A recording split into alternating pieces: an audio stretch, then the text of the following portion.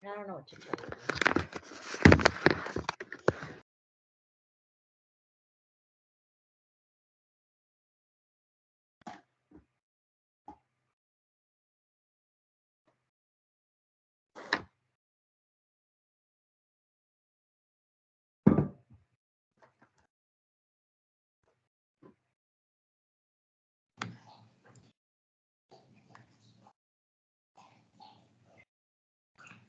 Hi, everybody.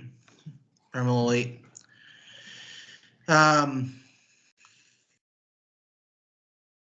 We want to start the meeting. Want to make sure everyone is connected.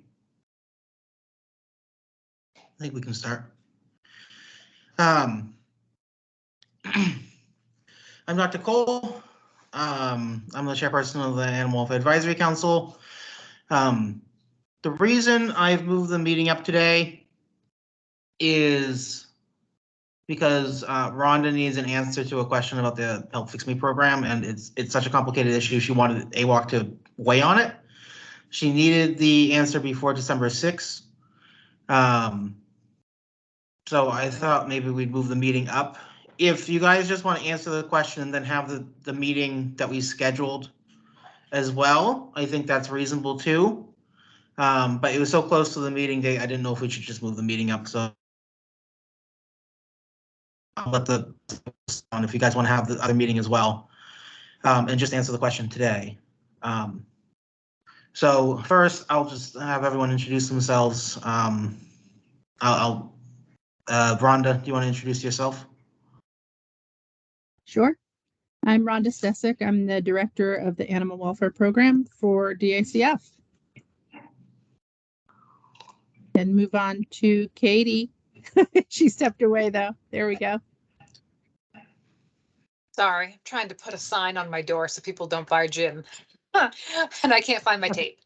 It's one of those days. I'm Katie Lisnick. What am I? I'm at Greater Androscoggin Humane Society, and I am representing licensed animal shelters.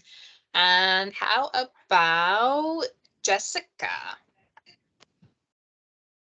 I'm Dr. Jessica Matulis, and I'm representing the veterinarians.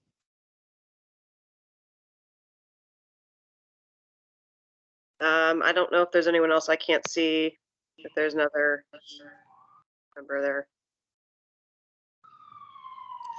I'm looking at the list. I don't. Is anyone else from AWAC on? I don't see the. Oh. Anyone?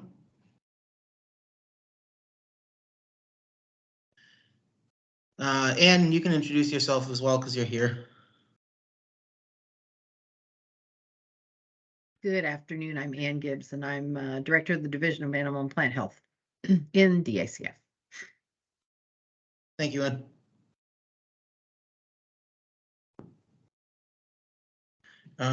Looking through the list.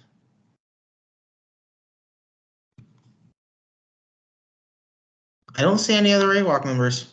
Oh, no, Danielle Trask. I think you're on, right?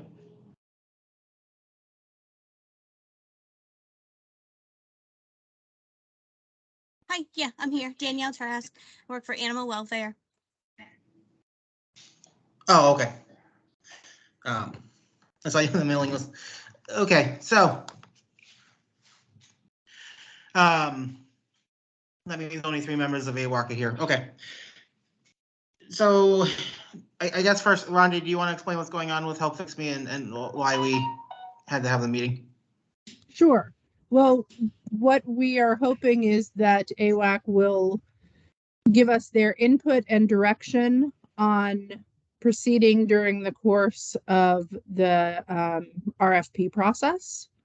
So let me share, hang on one second, with you where we're at right now with respect to, oh, that's not what I'm looking for. Hold on a second.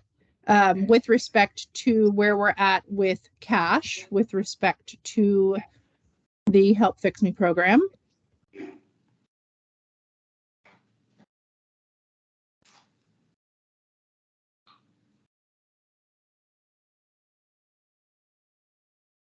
Sorry, I don't know why this is being so slow here.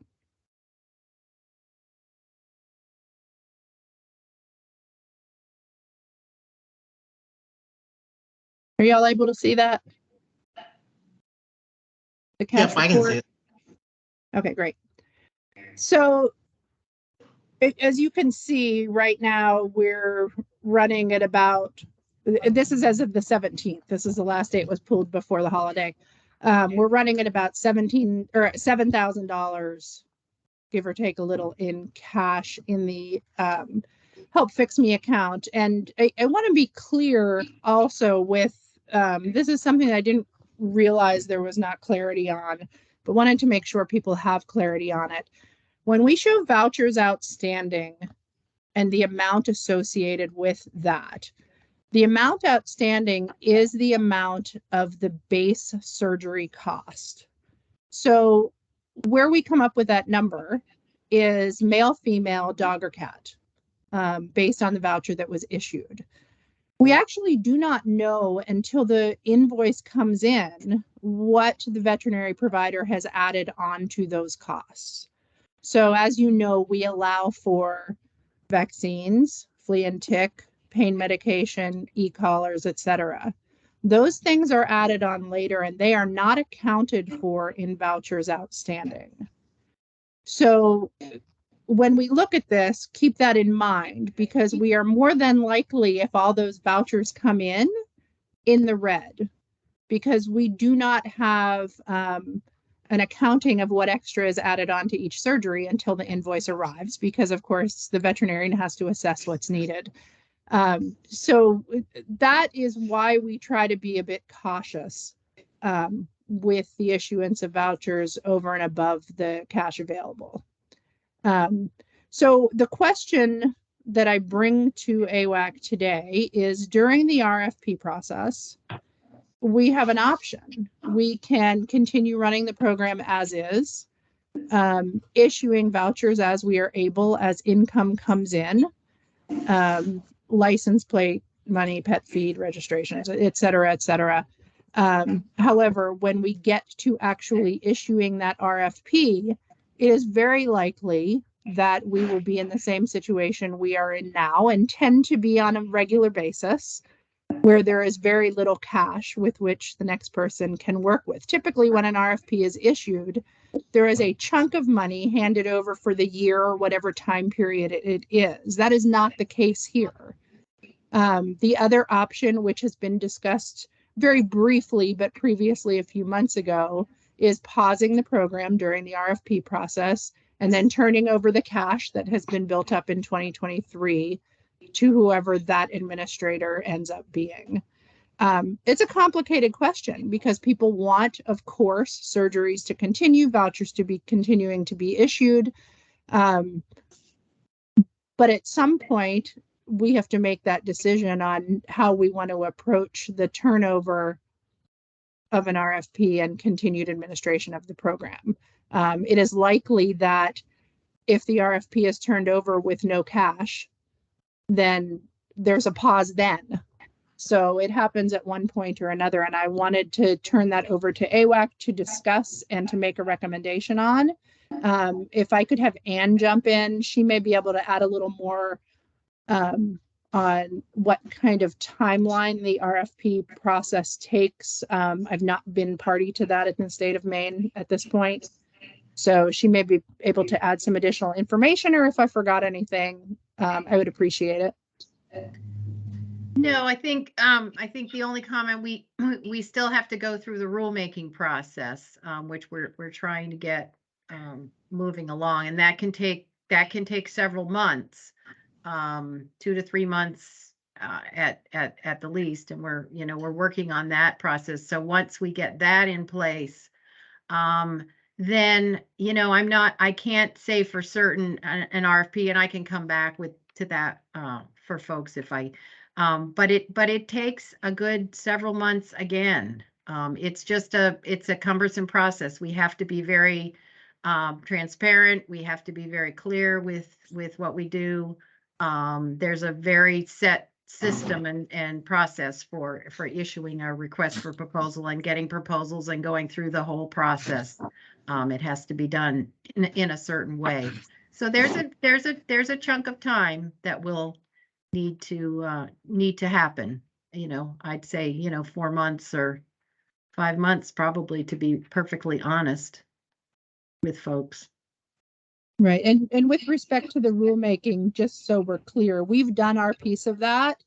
Yeah. We're in a holding pattern with respect to the commissioner's office, et cetera, on where that goes timing wise from here. So we're sitting and waiting just like everybody else is.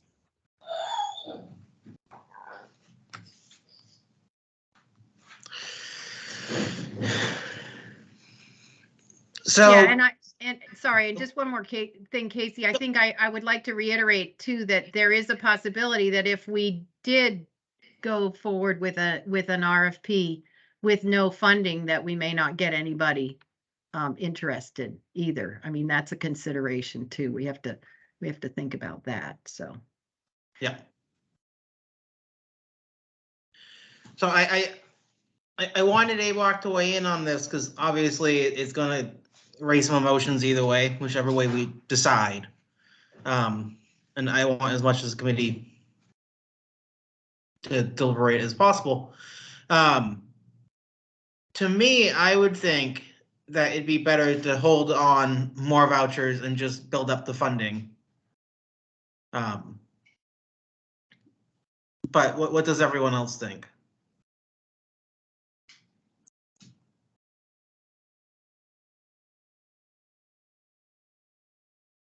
I had to step away just for a minute, so I may have missed something, but I think I understand the gist. I'm a little biased because the vouchers are incredibly important to our community, personally here at GAHS, and I know many of the shelters feel the same way. My personal opinion is that any entity that would be interested in running this program as a third party understands the fact that the funding comes in sporadically. It's not a regular occurrence. It's not, I mean, it's dependable, but it's not set in a easy to administer schedule. My vote would be to at least keep some vouchers going out, maybe not all the funds that you're getting. You could keep a little pool that starts to accumulate, but at least keeping some flowing out into the communities of highest need, I think is important.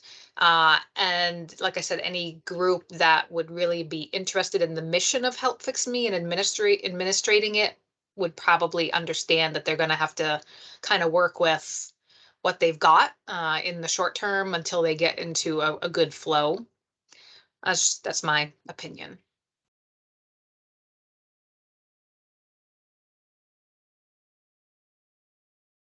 Thank you, Katie. That's a good thought. Is there a way to, do we know when the next funding is coming in for the program? We make an estimate anyways, or? I mean, No. we estimate based on previous years, but it is not a reliable. Yeah. We get it when we get it.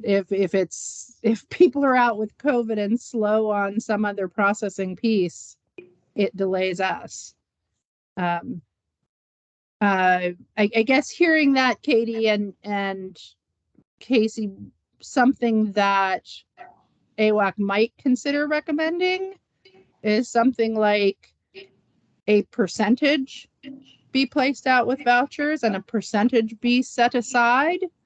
And what that might look like, I would leave to further discussion. It also might consider something like that percentage should be,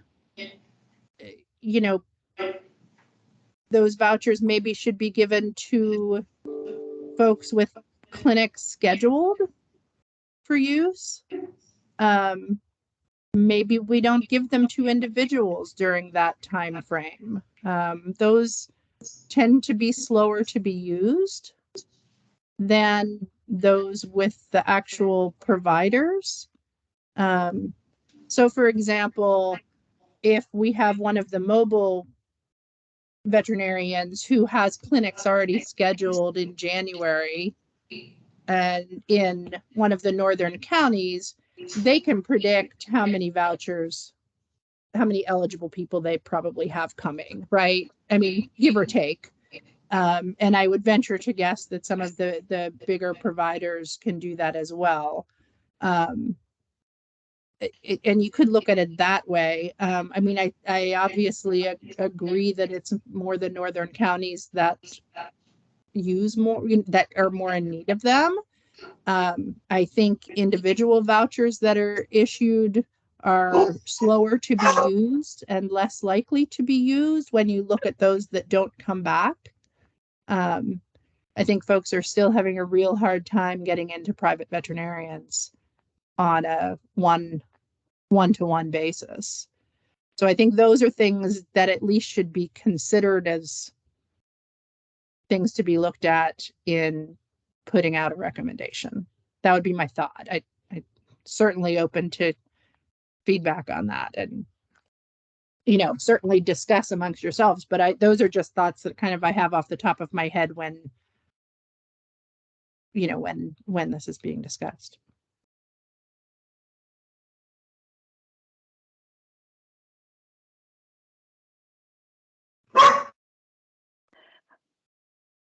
This is Bonnie, and I think I would defer to the people on the ground on this one, like Katie, Dr. Demoulas, people who actually do this kind of work. I do think it would be a mistake not to use at least some or many of the vouchers that are in hand, because the cats will fortunately just keep reproducing. We've blown up the problem. We haven't even tried to contain it at all. So I am in support of using vouchers, and how much and when, and if there was a set aside, what's the condition to trigger or to release them? I mean, I'm in support, but I am in support of using vouchers and not just stopping the program completely.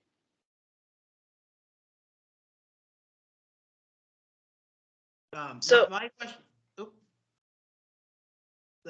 You go first.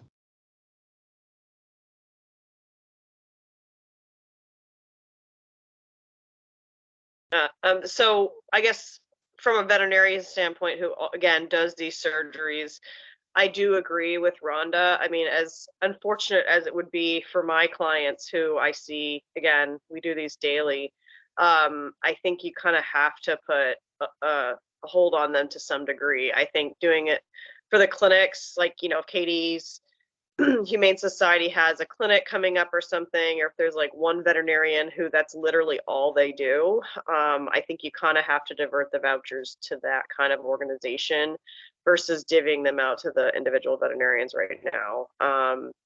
Because I agree with her as well that if we have this program and someone does try to take over it and there's literally no money in there or negative money, they're going to already have a really hard disadvantage before they even start. So, as unfortunate as it would be for a lot of my community members, I think it's something that we kind of necessarily have to do at this point, because, we can't get money from trees, unfortunately. And, we do have to save it up, for eventually being able to do more in the future, I guess.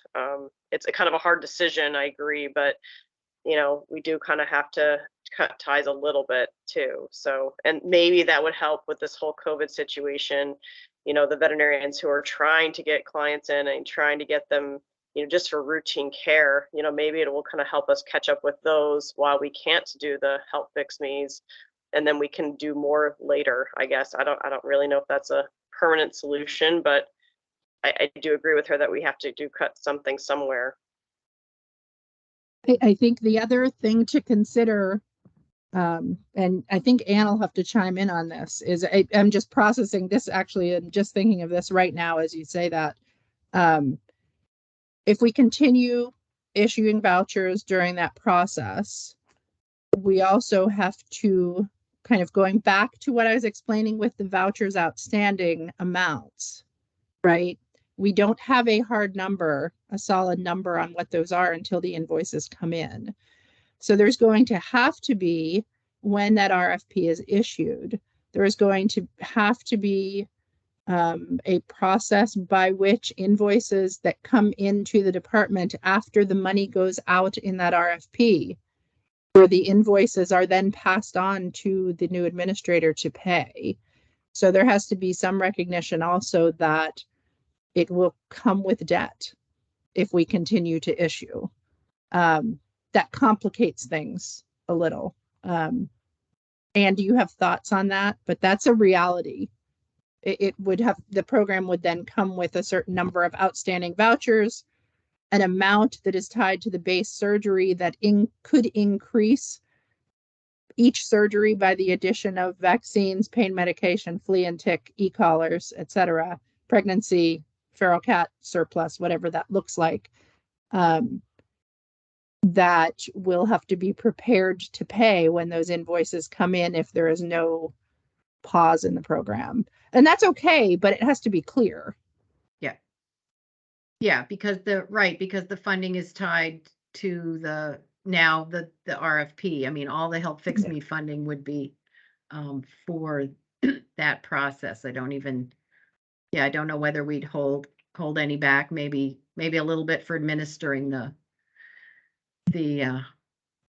process, or but yeah, no, I think we have to, it's very complicated. And as Rhonda said, it would be so much cleaner if we paid, X amount of dollars for each, for each surgery, frankly.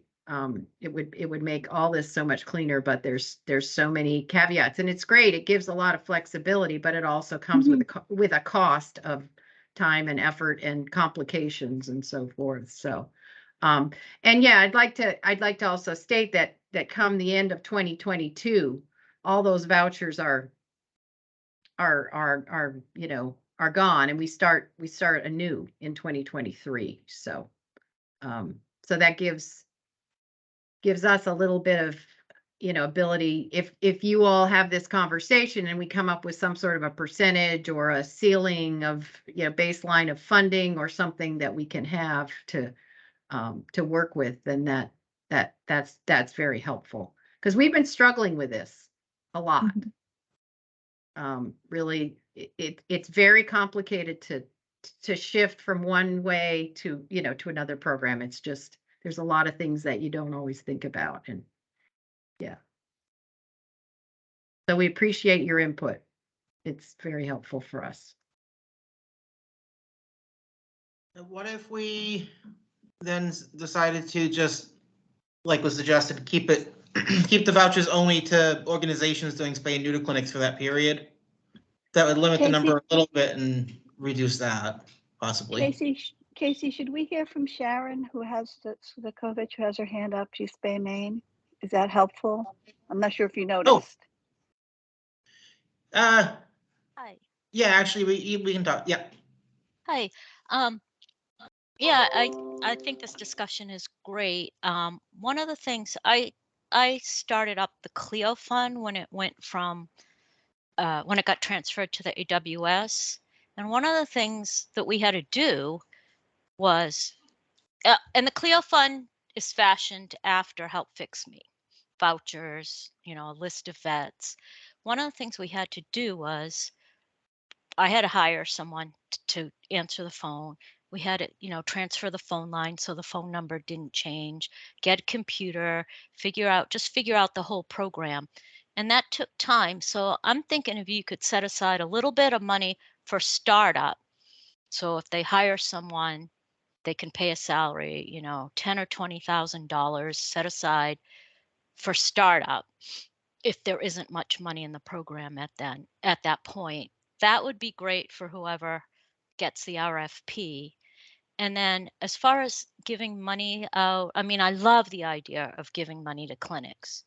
Don't get me wrong, but most of these clinics, the Dr. Heikkinens and the Dr. Sperry's who do the mobile clinics, they're all up north. And the need is very great up north. I just worry about, other people in the rest of the state not getting their share of vouchers. And one other thing, Rhonda, you'd said individual vouchers are less likely to be used than the clinic vouchers. So that relates to the 69,000 that will probably mostly be left at the end of the year. People only have a month now to turn in their vouchers. So yeah, I don't know. I think that should be taken into consideration in your discussions right now, that, maybe a lot of that 69,000 will be left over going into next year. Maybe that's what can be set aside for whoever takes over the program. And I understand you're keeping a list of people who need vouchers. I'm just curious how long that list is, because we keep a Spay Main message line open, and I probably have 5 or 6 inquiries every day, people needing spay neuter, and it's across the state. It isn't just up north. That's all. Thank you for taking me out of order.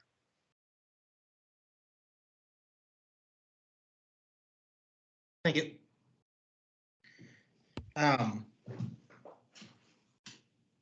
Has there ever been a year where the outstanding funds haven't all been used by the end of the year? Because I don't remember one. Yeah. Well, I actually can't, I don't know. I can't answer that question accurately. That's something we could look at. I don't have that answer for you now. And it actually, though, that money won't be paid out by December 31st because we allow people to do surgeries through December 31st. And then those vouchers are submitted. So we're probably looking at what, February-ish, end of February. By the time they've had time to submit them, it goes through main pays, et cetera. So we won't have that information. But again, the 69,000 is a floor estimate, not an accurate amount of what will actually be paid. So I think if I recall correctly, I shouldn't even say it because I would have to look it up. I think most vouchers are about 28 or 30% higher than that when you add in the other services that are provided. Don't quote me on that percentage because I talk a lot of percentages every day, so I could totally be wrong. But when you think about adding $10 for vaccines and $25 for pain, when you start adding those things up to $140 surgery, it very quickly hits 200. So that number is a floor number. And we do not have, when we did this math on the 17th, we did use that percentage, whatever it was, and we were very clear that we were significantly in the red if everything came in at that percentage over. So it is likely that much of that will be gone, if not all or more. Another question I had would be how do we determine at the beginning of the year how many vouchers to send out? I know it's sent out periodically. Anne will have to jump in on that. I mean, No, the way that's go ahead. exactly what I've been thinking. We haven't, it's not going to be this huge onslaught of, It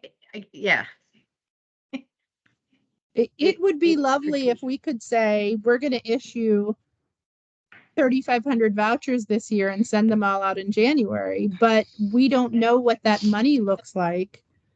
We were hitting what I was here already and hitting August or September, and we had not even received the last quarter of license plate money from the previous year. So you can't, be fiscally responsible in a program like this, given how the money is received, you really have to look at, this is how much cash I have, and when I get it, I can spend this amount. You know, I mean, we kind of have to go back to basics of when we took personal finance in the 8th grade, right? Otherwise, we get into trouble. So it's nice to be able to estimate and hope, but it really is. And if you look at, you know, years past, when money came in from where kind of is all over the board. I think it's one of the most frustrating parts of the program. I am sure for the consumers of the program, but it is also incredibly frustrating on the administrative end. The thought that we don't want to give out as many vouchers as we can is silly. Of course we want to give them out, but we also will get pummeled if at the end of the year we can't pay you. So that doesn't work either. You know, so there has to be a balance on that, and we're trying to find what that looks like, and can we do this in a better way, etc. But you know, without some way of providing funding that is cash in hand at the beginning of the year for everything that's spent the next year, you can't do it that way. You have to continually start and stop the program, because there is more demand than there is money, and there's no way around that. It's a tough thing. And you know, at the same time, coming from a background in the South in animal welfare, we are very fortunate here to be in the position we were in, and I think we forget that sometimes. It's, you know, our shelters aren't making the decisions that our counterparts in other areas of the country have to make every day, and deal with that kind of fatigue. So this is a good problem to have, that people want to do it, even though we're not seeing euthanasia in shelters due to overpopulation. That's not where we were when this program started. Thankful for this program having started when it did and have made so much progress. But we're in a position now where we do have to look at this in a very holistic way. What is the best way to proceed? Do we look at this from a geographical perspective at this point? Is there a better way to do this than we did 20 years ago? Times have changed, for sure. We're in a very good position, and this program was a large part of that. And, you know, no one wants to just take a gap and do nothing and allow backsliding. At the same time, we have this problem of this funding that goes up and down and up and down and up and down and is unpredictable in amount. You know, will people renew their animal welfare plates when everybody's wallet is being hit hard? Or will they say, I need that extra $40? We don't know the answer to that. We have to wait and see. And I wasn't looking for an exact number or anything. Yeah, sure. Yeah. Thank you. So do we want to suggest only a percentage of vouchers go out? Do we want to suggest vouchers get to clinics first? What are people's thoughts on that? If we're not going to stop the vouchers completely. My thought was authorize up to 50% to go out, 50% of any available cash. And it doesn't have to be 50, it could just be up to. So if there's only a very small amount, then maybe that gets kept and not issued as a voucher. And I hear Sharon's point, and I agree, you know, Aroostook County, Washington County definitely have very significant need, but there's need everywhere. You know, we're half an hour out, 40 minutes outside of Portland, and our phones ring off the hook with folks that can't even afford $100 that we can charge, you know, internally for spay neuter. So it definitely is all over the state, but I think we certainly it's reasonable to give preference to the clinics, whether it be the mobile clinics or shelter clinics that can turn the vouchers around very quickly so that the state knows exactly what they're spending every month. You know, I would make that guarantee. You send me 10 vouchers, they'll be done, you know, in a couple of weeks. So I think that kind of fast turnaround and that clarity on what, you know, you're going to actually be spending, what you're sending out could be helpful. Yeah. Yeah, it's a tough quagmire, that's for sure.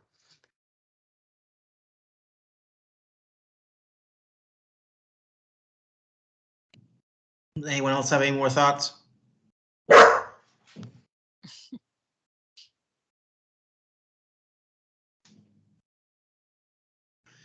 So should we propose that they reduce the amount of vouchers sent out by at least 50% for the time being? So there's some vouchers going out and then we save some money as well. Okay. And you could, I mean, you could, depending upon, I mean, how flexible you want to be, I mean, you could reassess on a monthly basis, depending upon how long it takes for the RFP to actually make its way through the process. You know, if all of a sudden a very large glut of money comes in all at once, wouldn't that be nice? Then, you know, AWAC or AWP could reassess and say, okay, well, you know, we now have a good sized initial pool to give the RFP. Anything over that, we're going to be able to issue. Maybe that's more than 50% of cash on hand, or maybe it's not. But even just on a monthly basis, touch base and kind of reassess might be a good way to go. And I let's be clear, I'm more than committed to showing up at AWAC and giving the cash information every month. That needs to be, I expect that to be a part of every AWAC meeting in the beginning. Here's where we're at. And certainly think reassessment makes sense. You've got to be nimble to make it work. But we certainly need guideline to start with, for sure.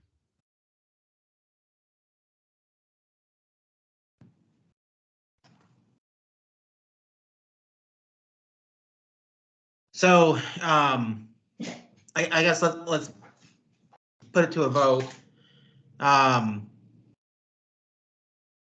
All in favor of reducing the number of vouchers going out to 50% of what we normally would do, or less? So can we make the vote? Can you rephrase that in terms of funds available, not number of vouchers? Okay, 50% of funds available. Yeah. Yeah, or less. Up to, yeah. Up to. Yeah, so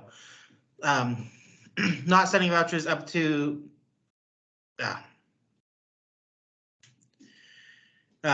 we'll reduce the number of vouchers to no more than 50% of funds available. Does that make sense? Yes. Okay. And then reassess it every month based on the financial situation. Okay. All in favor?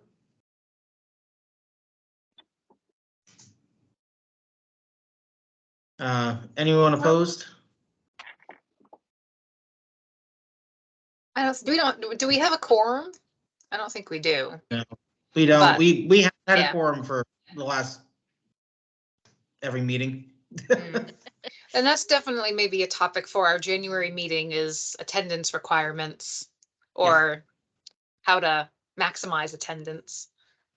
Yeah, I'm already thinking that through myself. But this is the best we have right now. So all the members in attendance are in agreement. So that would be our advice to you, Rhonda. Okay. Thank you.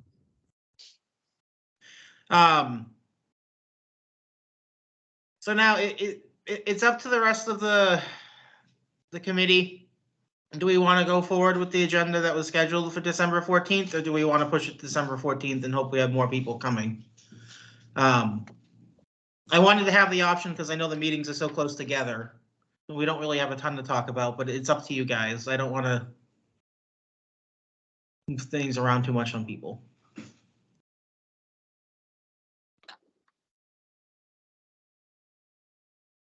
It might Any thoughts? be, I'm fine either way. I have the 14th marked off on my calendar. You know, if we want to do that, I'm happy to. I know personally, I don't have any update for the ACO regionalization. There, we didn't have a chance to meet, so I don't have anything for sharing there. Sharon shared around to a couple of us some background information on the animal welfare plate, license plate advertising, the tax checkoff. So there's some pretty significant historical efforts around fundraising, which might be helpful to share with the whole of AWAC prior to a conversation talking about fundraising, just to kind of get their mind in gear. I know the information was helpful for me to recall what we had done in the past. So, you know, maybe waiting and either reconvening in a couple of weeks would be good, and we could kind of get that conversation started. Or it could wait till January.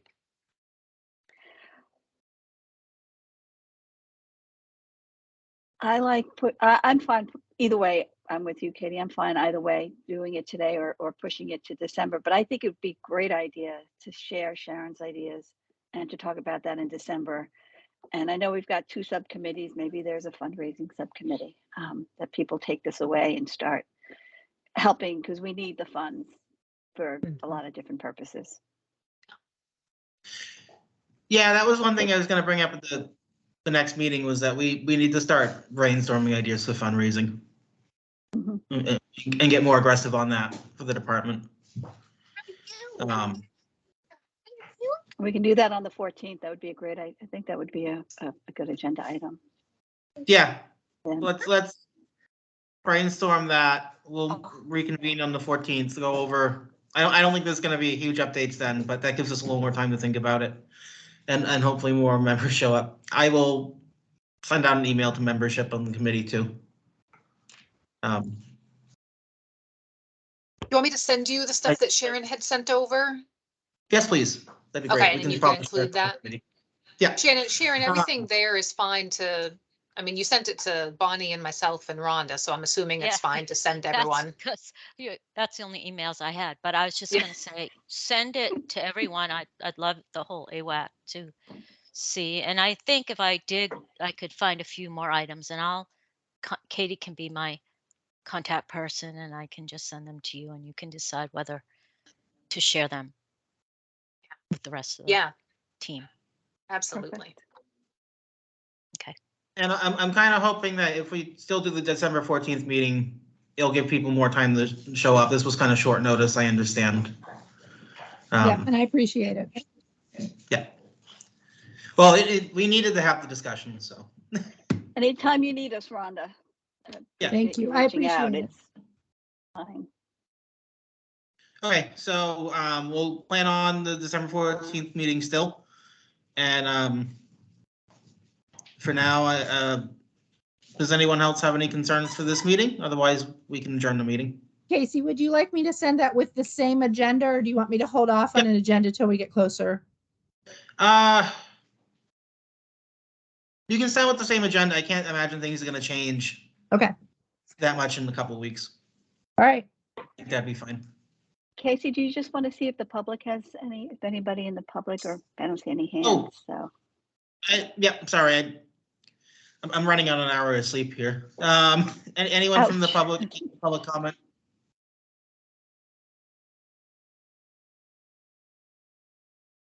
Okay, no public comment. So for now, meeting adjourned. We'll see everyone December 14th. Thank you, everyone. Thanks, everyone. Thank you, guys. Thank you. Thanks.